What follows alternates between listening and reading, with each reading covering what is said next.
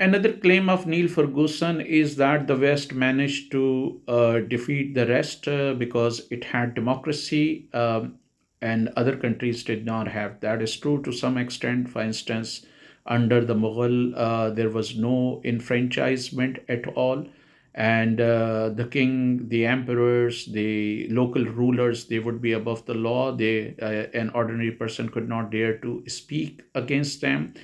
There were not rules that would allow people to speak against the administration, and people did not have any right to enfranchisement.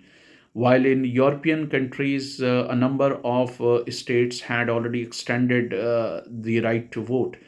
But we need to understand, many critics might argue, what was the nature of this enfranchisement? Was it universal in nature or it was very limited?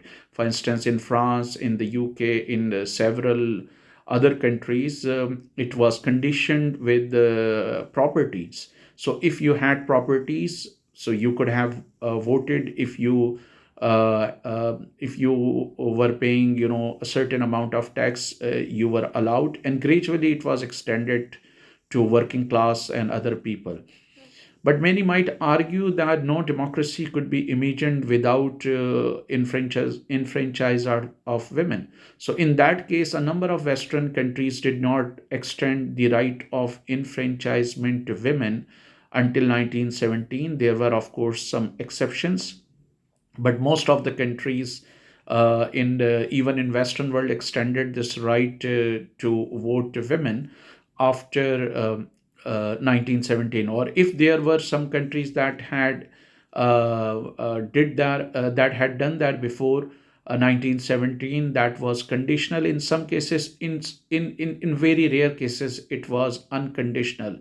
So vast majority or a significant of majority, or in some cases more than half of the population in these countries consisted of women, but they were not given right to vote. Enfranchisement was not extended to women, and there were many prominent figures even in British colonial empires, with some historian believe that some people who talked about women rights in India, when it came to the UK, they would oppose the enfranchisement of women.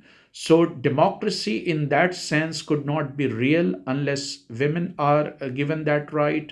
Until this right has been extended to working classes or mass majority of the people, which was not the case. For instance, if East India Company or British Company or Dutch companies or French went to different parts of the world, let's say in 18th century or in the 17th century.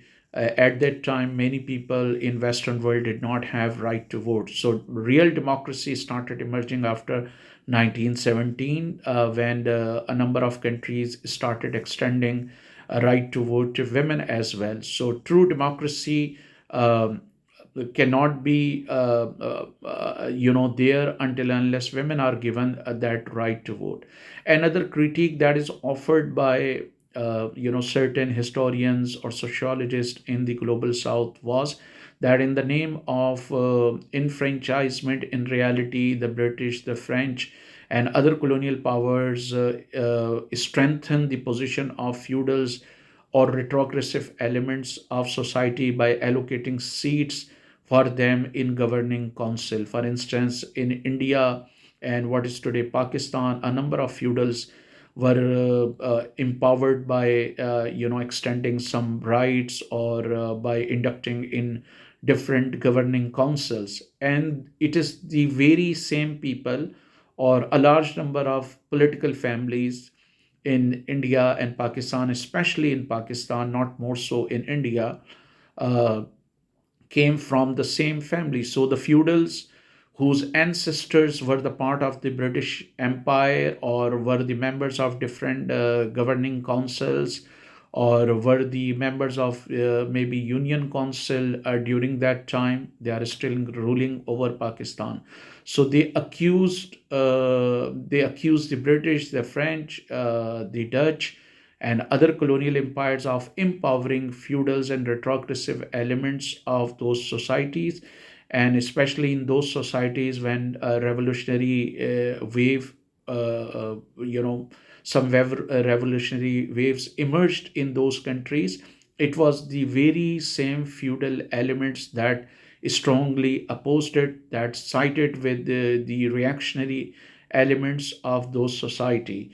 So to say that the British or the French or other colonial empires introduced democracy, it could be true when it is claimed that they introduced democracy in their own countries, although even that true democracy was introduced much later, maybe after 1917. It is cannot be substantiated, or it cannot be backed by facts that such true democracy was also extended to colonies. In reality, in colonies, it was the influential people.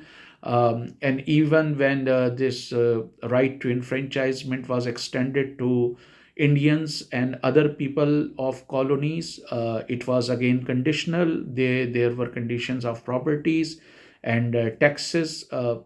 And only those people who paid a certain amount of tax or holding a certain amount of properties could vote. So universal enfranchisement was not there during the colonial times in a number of colonies where they ruled.